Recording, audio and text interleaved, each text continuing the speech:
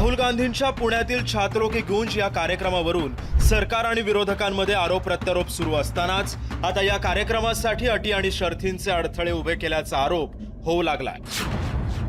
पुणे पोलिसांनी राहुल गांधींच्या या कार्यक्रमाला परवानगी देताना 1-2 नव्हे तर तब्बल 30 अटी टाकल्या।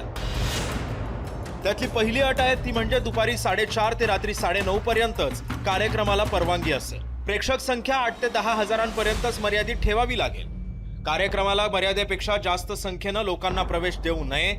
महिला आणि पुरुषांची वेगळी आसन व्यवस्था करावी। कार्यक्रम परिसरामध्ये किमान 4 प्रवेशद्वार असावेत। आयोजकांनी मोठ्या संख्येने स्वयंसेवक ठेवावेत। स्वयंसेवकांमध्ये महिलांची संख्या जास्त असावी। गर्दी आणि गोंगाट होणार नाही याची काळजी घ्यावी। कार्यक्रम परिसरामध्ये नाईट व्हिजन सीसीटीव्ही सुद्धा लावावे। अशा अटी टाकण्यात आल्या। हा कार्यक्रम होऊच नये असं सरकारला वाटत असल्याचा आरोप काँग्रेसनं केलाय। ज्या वेळेस राहुलजींनी कार्यक्रम घेतला त्या कार्यक्रमाचा तिथल्या भाजपच्या सरकारने विरोध केलेला आहे। तर महाराष्ट्रामध्ये करणारा हा स्वाभाविकच आहे।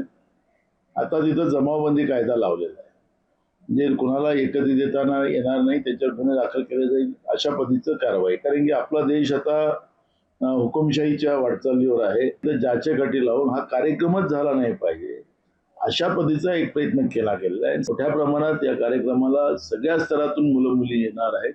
मोठी गर्दी त्या ठिकाणी होणार आहे। फक्त त्यांनी बंदोबस्त त्या ठिकाणी व्यवस्थित करावा। या ज्याचे गटी टाकलेले आहेत ते त्यांनी काढावे। काँग्रेसच्या मित्रपक्षांनीही राहुल गांधींच्या कार्यक्रमाला घातलेल्या अटी शर्थींवर टीका केली आहे। तुम्ही जमवा।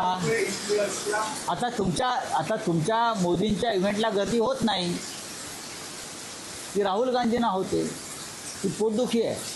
तो मुझे आश्चर्य लग रहा है कि जो कोयता गैंग हो, बच्चे कोई सुरक्षित नहीं है पूना में, लेकिन राहुल जी संविधान की चौकट में सिर्फ बच्चों से बात करने आ रहे हैं और आप देख रहे हैं कि पूना की पुलिस बड़ी एक्टिव हो गई है।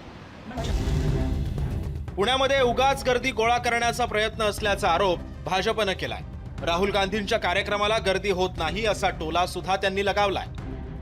असं आहे, ते नौटंकी आहे। त्यांना असं वाटतं काहीतरी जमून द्यायला आता युवकाचे आंदोलन करून काहीतरी बेस जमेल देशामध्ये असं वाटतं। देशातला बेस कसकलेला आहे राहुल गांधीचा।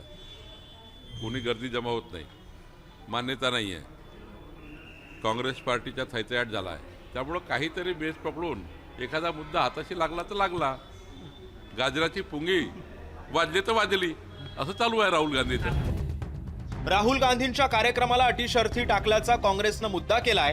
त्यामुळे राहुल गांधींच्या कार्यक्रमाची सत्ताधाऱ्यांनीच अप्रत्यक्षपणे प्रसिद्धी केली नाही ना अशी चर्चा सध्या पुण्यात सुरू झाली आहे। ब्युरो रिपोर्ट, जय महाराष्ट्र, पुणे।